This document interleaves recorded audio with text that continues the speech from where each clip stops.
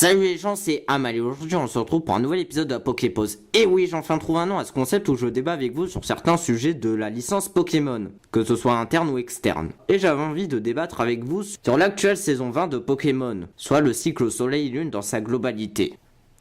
Mais Amal, mais pourquoi en parler que maintenant alors que la série est sortie il y a plus d'un an?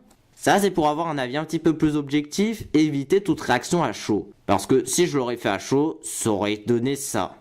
C'est de la grosse merde. Ce recyclage de séquences meurt. Bon, avant de parler de cette fameuse saison 20 qui fait tant débat, je vais vous faire un bref récap de qu'est-ce que c'est. La saison 20, première saison qui fait partie du cycle Soleil-Lune, et qui est bien évidemment la suite de la saison 19. En gros, c'est Sacha qui va à Alola pour y passer des vacances, mais sauf que Sacha veut rester à Alola parce qu'il a trouvé des amis dans l'école Pokémon, et c'est ainsi qu'il reste à Alola avec le professeur Rochefort pour étudier à l'école Pokémon. Et puis il vit diverses aventures avec ses camarades de classe.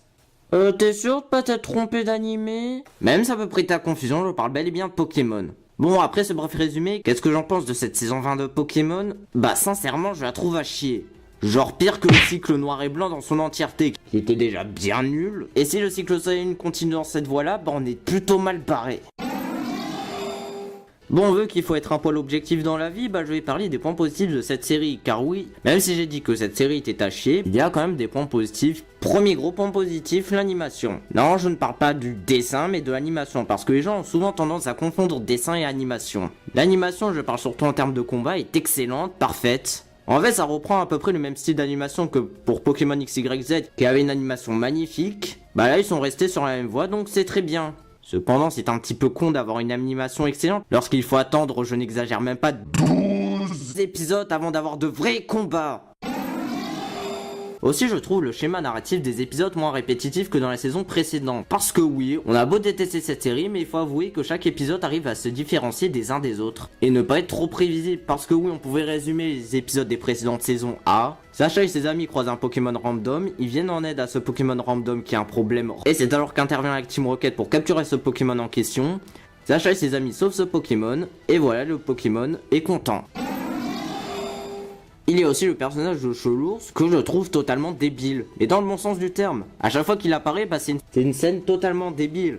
Mais cela amène du bon comique. Bon, j'ai dit que cette série était très mauvaise et ce n'est pas sans raison, nous allons parler des nombreux points négatifs de la série. Bon, je vais parler d'un sujet inévitable, je vais bien évidemment parler du style graphique de la série. Le style graphique qui est... ce style graphique qui est... Mais déjà, est-ce que c'est possible d'avoir des épis arrondis à ce point? Bon, après, j'ai peut-être une explication de pourquoi ils ont redesigné la série à ce point. La saison 20 de Pokémon se veut être une série plutôt comique. Et donc, dans ce type de série, bah, il faut un éventail d'expressions plutôt large pour présenter diverses situations.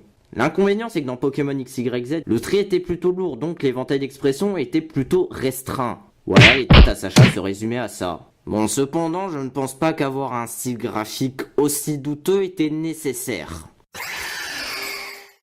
Je trouve également qu'il y a beaucoup trop peu de combats dans cette série. Bon, vous allez me dire que c'est normal parce que cet animé se veut beaucoup plus réaliste. Donc ils mettent en avant les protagonistes dans des situations qui peuvent arriver à tout le monde. Et cependant, ça reste Pokémon. Et pourquoi on regarde l'animé de Pokémon? C'est pour avoir des combats palpitants. Parce que dans le jeu vidéo, c'est du tour par tour, donc c'est assez difficile d'être autant impliqué dans un combat. C'est pour ça qu'on veut un animé avec des combats palpitants. Et l'animé Pokémon, c'est aussi de l'exploration comme dans la première saison, qui était moins orienté combat, mais plus exploration. Bah là, on a ni l'un ni l'autre.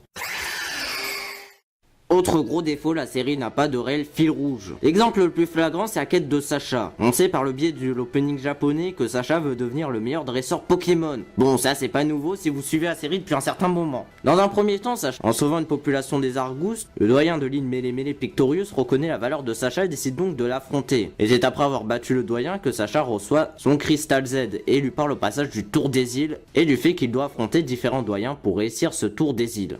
Donc Sacha déterminé plus que jamais à affronter tous les doyens et les vaincre. Cette partie-là de la quête de Sacha est assez bien racontée. Après vient la partie Akala qui est assez mal foutue. L'école Pokémon décide d'organiser un voyage scolaire à Akala pour y visiter la flore et la faune et étudier l'environnement de cette île.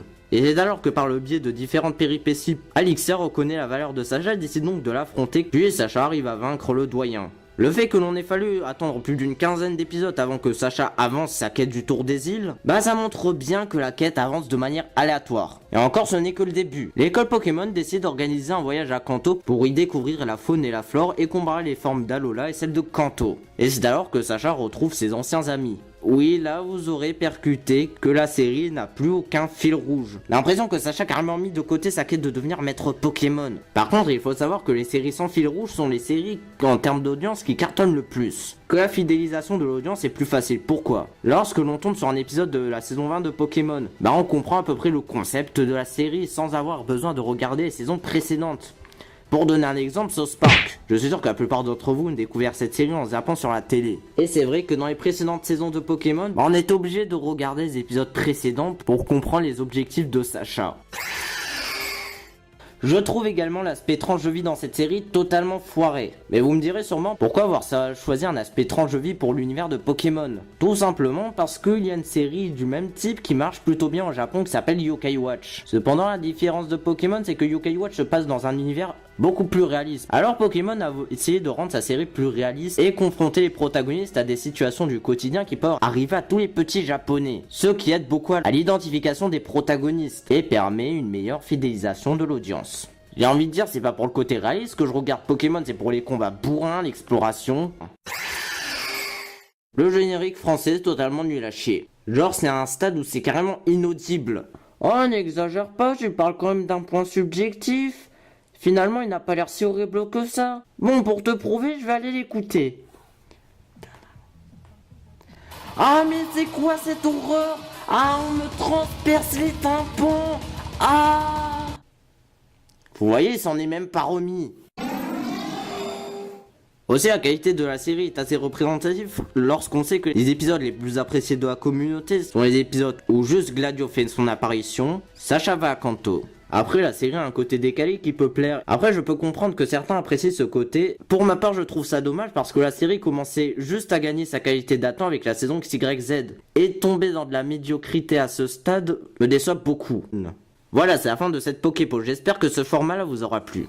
N'hésitez pas à débattre avec moi en commentaire. Donc sur ce, je vous dis à la prochaine.